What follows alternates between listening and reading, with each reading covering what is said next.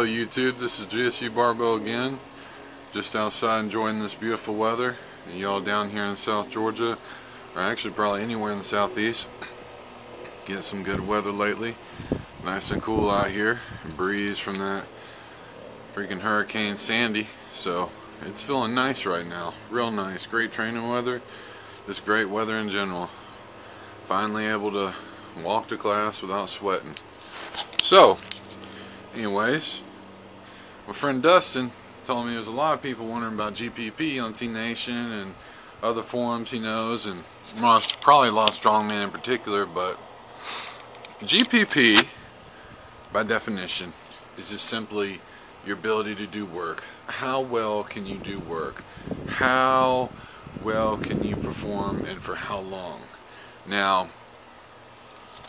the thing about GPP is it really varies from individual to individual, and so people probably wonder, what? So that's all it is? Why is it important? Well, GPP is important because if you lack the ability to perform work, you're going to lack the ability to become stronger and at your full potential. For instance, one time we were working out, and me and one of my training partners would sit there and literally go through two people's workouts. The first group would come in, me and my partner would be working with them.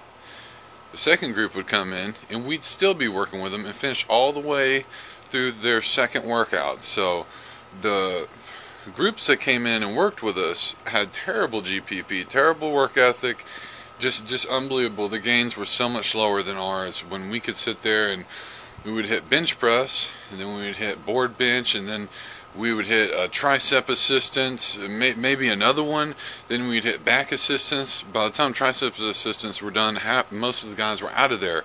They were too tired. They couldn't hang with us, and that's because their GPP is low. And that's why it's going to have an effect on your training.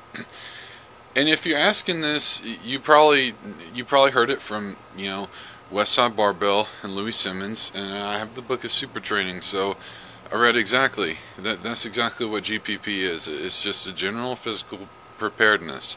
It's how physically prepared are you to work out, lift, or perform any kind of work you desire. Now, powerlifters are really the only ones that are concerned, because bodybuilders usually work out so fast and with so many different exercises per body part, so many sets, they're in good shape. Powerlifters like to take their time, 5-10 minutes between sets.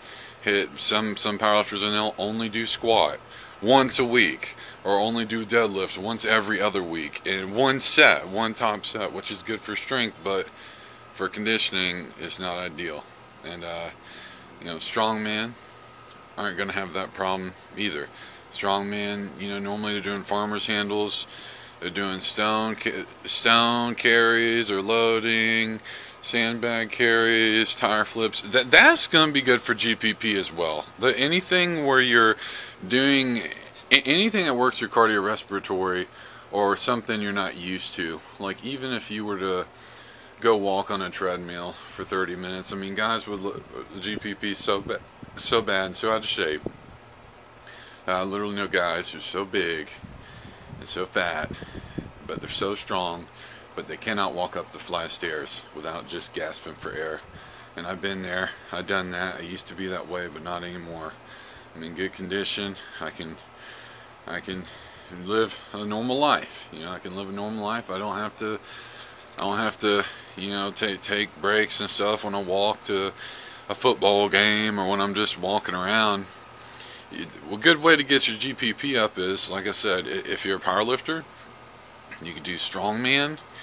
You can do anything strongman, anything involved running that's not too strenuous on your joints, because that's going to be a big issue.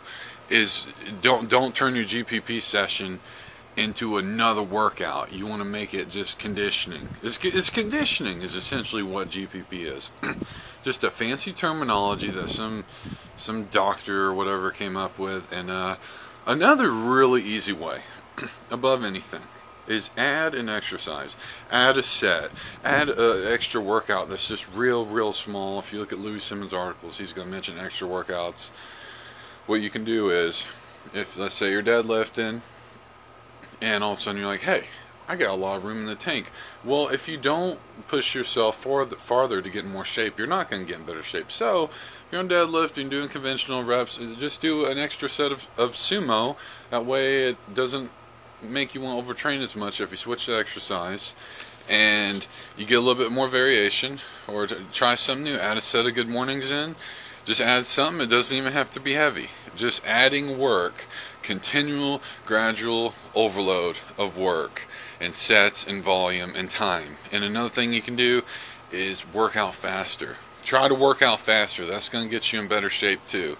And of course, everybody knows sled dragging, the prowler, you know, things like that work as well. And they work good because anytime you drag something on a horizontal plane, there's not much muscular damage because there's not really an eccentric phase. You're essentially moving everything concentrically.